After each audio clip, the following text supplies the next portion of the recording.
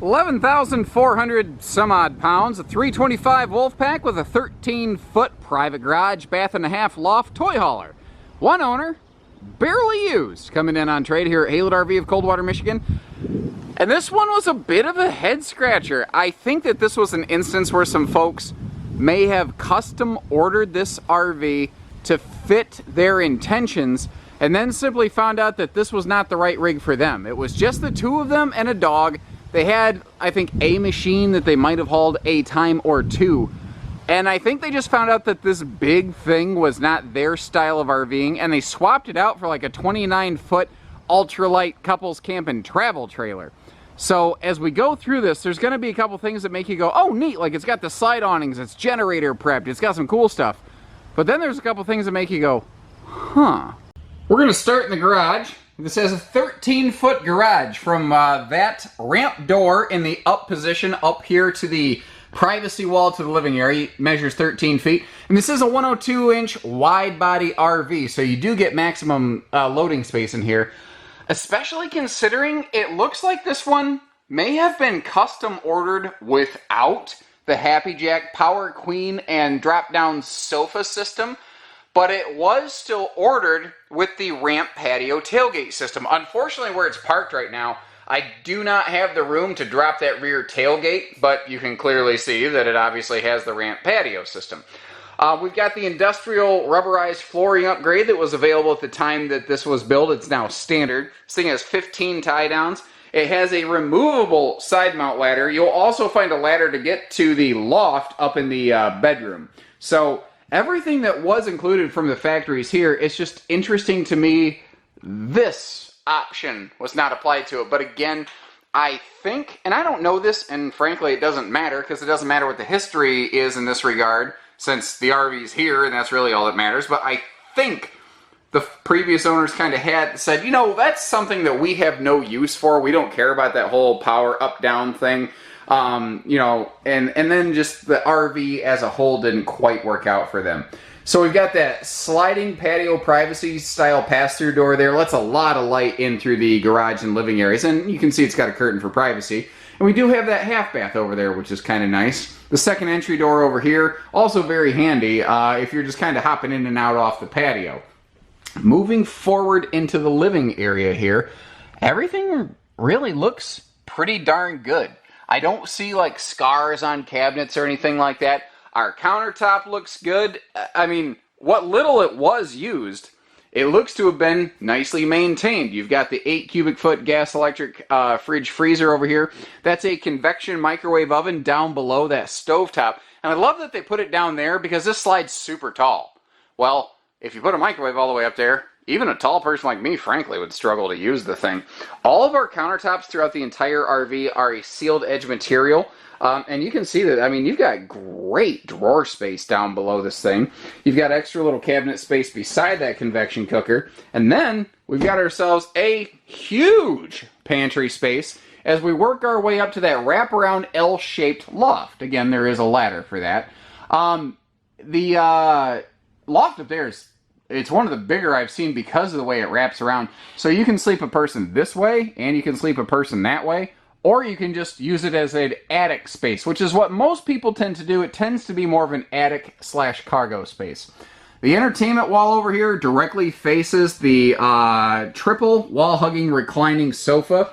And that's another piece of upgraded equipment on this one that would have been not standard. When this was first built, a U-dinette would have been standard. I think it might still be, and this has become the standard build or something. Anyway,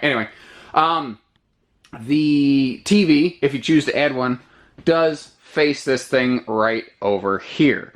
The windows all around this thing are maximum size, again, because our slides are so tall. It gives us awesome visibility over here on the camp side as well, and that's another one of those nice touches.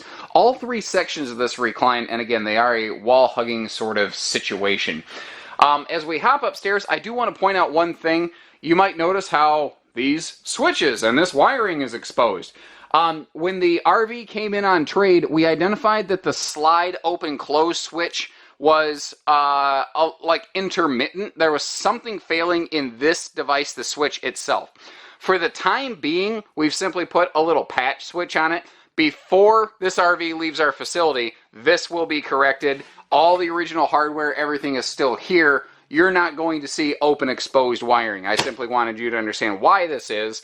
With the volume of videos that we run through here, I just don't always have time to wait for everything to be, oh my gosh, that's absolutely perfect. And I don't mind telling you the truth of something. If you see my videos, you know that I'm willing to shoot you straight. If something's wrong, I'll tell you. We have a dual entry bathroom, tons of floor space. And that's one of the things I've always liked about this one. It has a big bath area, and you've got two of these extra large vanities that one of them is kind of acting like your linen storage space, whereas the other one's going to be good for like your medicine, your blow dryer, all that stuff. And an oversized sink over here is something that big adult hands can fit into. This is a brand new mattress. I think that this might have actually been the original mattress in this RV when it was first built. And I think the previous owners swapped it back in after replacing it, but they didn't throw away this original mattress. All of that makes sense because this is a Wolfpack mattress from 2017 when this was built, but it's obviously still in the bag, and it has not been slept on. It's not all wore down and beat down. So we've got a 60-inch queen width, but we don't have that big step up around the bed, and in this wide body rig, you've got lots of room to walk around here. This is 50 amp service, so you do have the ability to add a second air conditioner. So if you're like, wow, man, that thing's really close, but I wish it had that Happy Jack bed and I wish it had a second air conditioner, considering the fact that you're getting this at used dollars, you could still add those features and be less than a brand new one today. Once again, apologies that I'm not able to walk around the back of it and show that patio open. One of the other things that's easy to miss because we can only really see the front of this thing right now is that it has split 12-foot awnings. You have dual 12-foot awnings. They didn't just run one big awning over that slide. What's cool about that is it allowed the previous owners to upgrade and add protective slide-out awning covers to both of the slides on this RV. We are generator ready. We've got that beautiful high-gloss gel coat fiberglass skin on here. We've got a 30-gallon fuel station, which will share fuel with the generator should you choose to add one.